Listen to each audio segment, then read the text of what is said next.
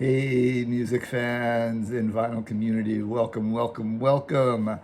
Curtis Young here with Young LP Lovers, coming on to talk about rap and hip hop today. When I fell in love with music as a teenager, hip hop was what really turned me on. It was an education of sorts, right? And I still love hip hop today. Don't listen to quite as much as I used to, but especially that classic 90s hip hop that I grew up on holds a real special place in my heart. This is going to be a response to a vinyl tag by Daryl D. Go check out Daryl D's channel. Fantastic. He's got a great collection. My collection pales in comparison. You should see his wall. I'll link to his video down below. His wall with his signature. It is amazing. So get over there and check out Daryl D's video. So I'm going to show you a little bit from my collection. I got some CDs, I got some vinyl. We're going to talk about hip hop in Canada, what hip hop meant to me, some of my first albums, my first shows. We're going to cover a bit of ground here. We've got 15 questions, and let's just get into them. Let's do it. Number one, show two different rap records by two different artists with a similar looking cover. All right. I don't know if this is intentional or not. You let me know. You let me know. So this is Curtis Blow, America from 1985. And this is Spice One, KKK's Nightmare. Not America KK's Most Wanted by Cube. That looks pretty similar. You got the blue on the top. You got the stripes. Is this an homage to this? I don't know. This is interesting because it's, let's say 85, and you've got kind of holding a mirror up to America and asking, hey America, what's going on, right? Hip hop is getting a little conscious around this time. 82, 83 was The Message by Grandmaster Flash and the Furious Five. This is just before Public Enemy comes out, right? There he is, looking with his Jerry curl. Some great tunes on this. The title track is great. This is I Ruled the World, which was sampled, of course, by Nas. AJ is cool. Respect the King's another political song, whereas this is much more like, hey, America, look out. And Spice One, his flow, kind of reminds me of Curtis Blow's flow, right? The cadence and the way he raps. So this would be, what, 93, 92, somewhere in the early 90s. So that's the first one. All right, I think I have a bunch of CDs for a little bit, and then we'll get back to the vinyl. Show a rap record you love with an ugly cover. I don't know if it's not super bad, but and it's not really rap either. I keep all my 90s R&B and my New Jack Swing and my 90s hip hop all in the same spot on my CD shelf. This is Jodeci's Diary of a Mad Band. What are they wearing? What are they wearing here? Are they wetsuits? What is that, ski pants? I don't know. I just think that's an odd wardrobe choice. All right, let's move on. Number 3, corniest looking cover. Again, I don't know if this is the corniest looking cover, but it was a trend set, a corny trend that it set. And we're talking about this one here. This is one of my earliest albums I had in my collection as a teenager. I might have been preteen when I picked this one up. Kross. There's the guys in the back. And I would have had my clothes backwards. Jump. It's a tragic story. I can't remember which one of these gentlemen passed away under tragic circumstances. But anyway, there's Kross. Number 4, show a rap record from someone you've met. All right. So this, one of my favorites. This is Classified. Classified's a local Nova Scotia artist. What can I tell you about Classified? So Classified, if you listen to Classified, just the authenticity really comes through, right? He's one of the hardest workers in the industry. You know, I think he put out about, what, 9, 10 albums before he got signed to a major label. He's just grinding, right? This is probably his third or fourth album on the major label. This is his biggest album, self-titled. It's got hits on here like Inner Ninja was the big one. I think that might have been picked up on a TV show or something like that. So this is 2012. It's got 3 Foot Tall. New School, Old School is a good track. That's What I Do. Yeah, fantastic. This kind of really took his career to another level, right? He's a producer. He owns his own studio. He picked a lot of people up with him as well, right? He took people with him. And for my American listeners, if you are a hip-hop fan, you don't know any Canadian hip-hop, this is a great spot to start.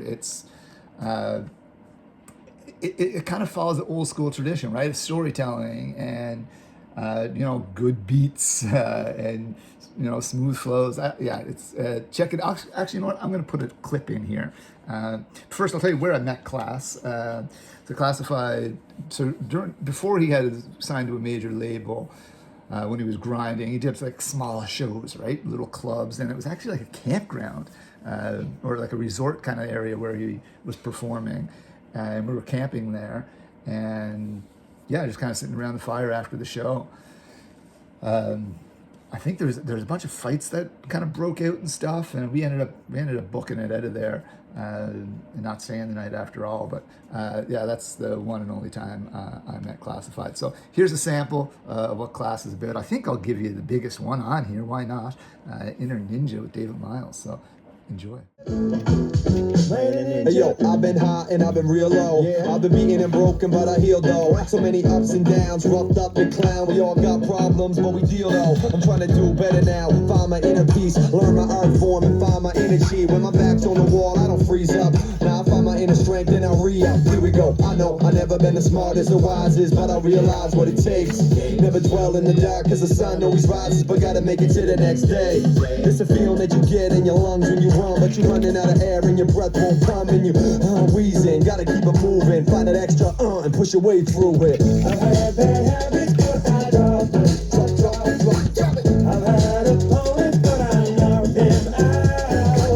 I've climbed the highest mountains, I've swum the coldest seas. There ain't a thing I face that's been too much for me. What do you say? Nobody's gonna see me coming. Nobody's gonna hear a sound. No matter how hard. Number 5 is the second rap album you've ever bought. Really have no idea, but this would have been one of the first, especially by date. If I look back in 1991, this one came out, Naughty by Nature. This would have been like a BMG or Columbia House kind of thing. This had OPP, that was a big hit with the sample from the Jackson 5, ABC on here. My other favorite is Ghetto Bastards, which is a great tune. That sampled Boney M's version of No Woman, No Cry, so I just love that beat, right?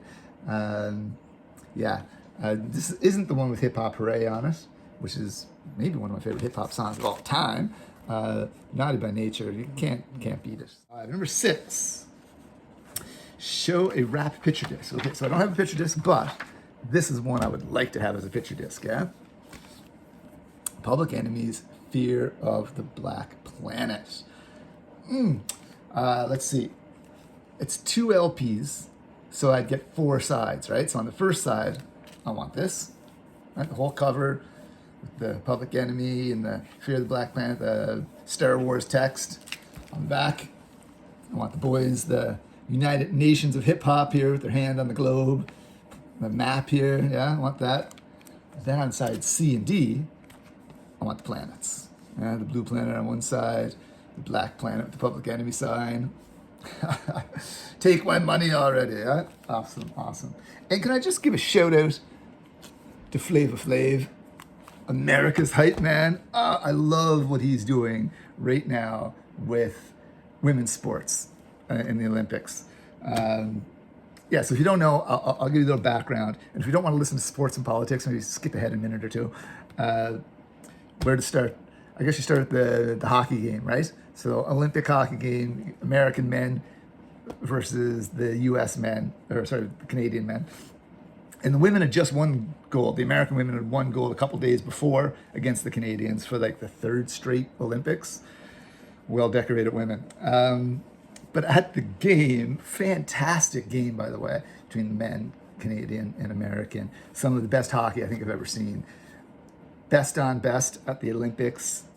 I mean, you know it's going to be a good game. The Americans won in overtime.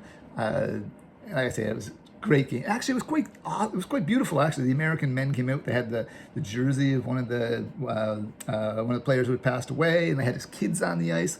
Very touching. After a great game, but then they went back to the locker room and they just ruined it all. They had Kash Patel there, and the president called up, and the president started disrespecting the women's team and whatnot, and they were all laughing, and it was not a pretty sight. And then, you know, he said that he was going to have to invite the women. Anyway, so Flava Flav steps in afterwards, puts out a tweet saying if the women want a real celebration, he's going to throw them a real celebration. And I just love that. That is how it is done. Speaking truth to power, calling out hypocrisy. Flava Flav's been doing it since the very beginning. Public Enemy. Awesome, awesome, awesome. So big up to Flava Flav for representing the women. You know, I've got girls and stuff, so yeah, mad respect. And you know what? It's not a publicity stunt, right? Because Flav's been involved with women's sports in the Olympics for a few years now.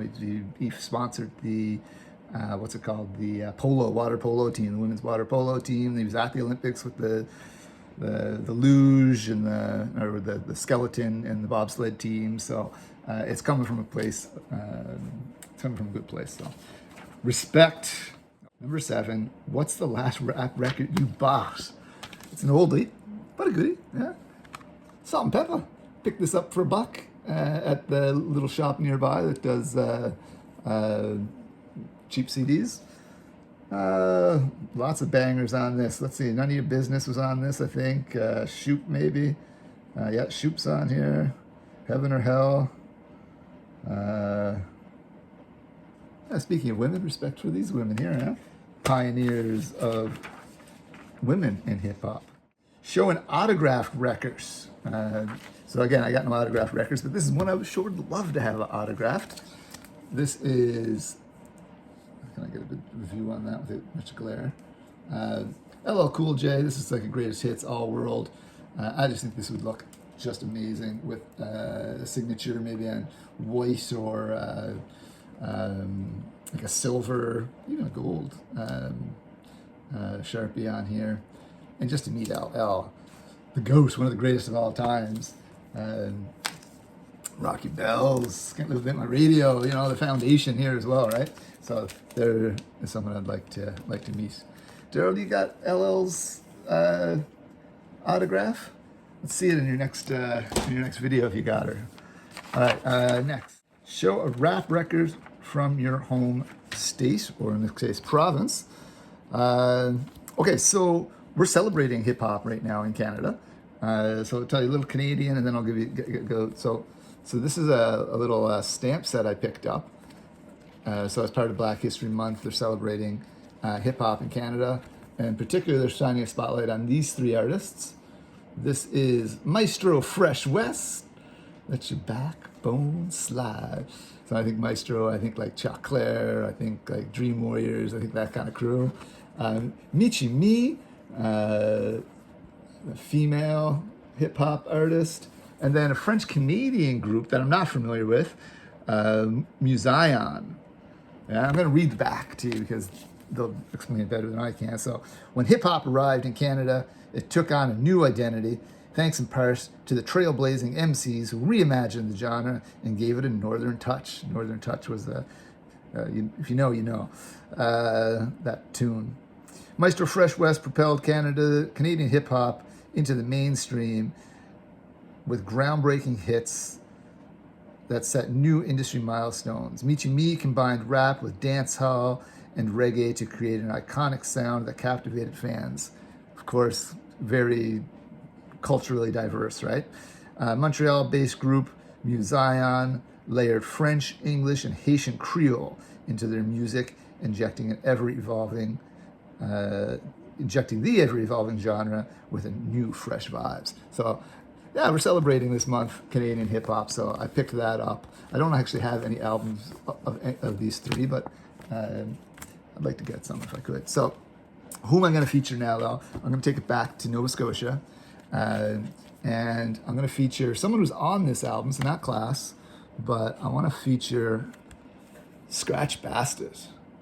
Scratch Bastid is a turntablist extraordinaire. Yeah, I think he was the winner of the, what's it called? Like the World DJ competition. I forget the name. I'll put it up here. I think he won that 3 times in a row, or not in a row, 3 times anyway. And he's just cutting and scratching, traditional turntablist. One of the best, again, I think, that's ever done it. And he's featured here on this album. I'll put a sample from Scratch Bastid. You can let me know what you think down below. Did you go bastard, bastard, bastard, bastard.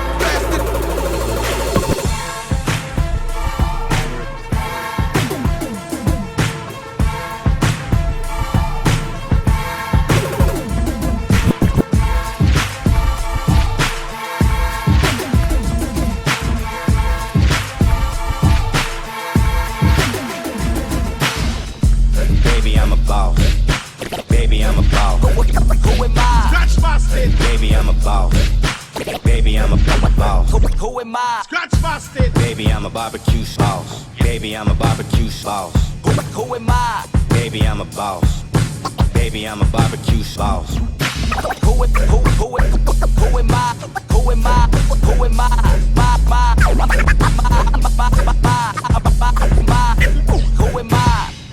Baby, I'm a boss.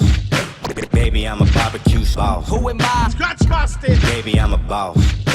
Baby, I'm a barbecue sauce.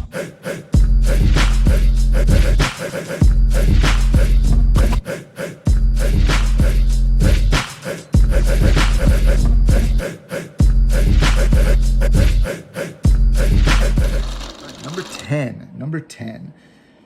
Show a record from your favorite rap artist of all time.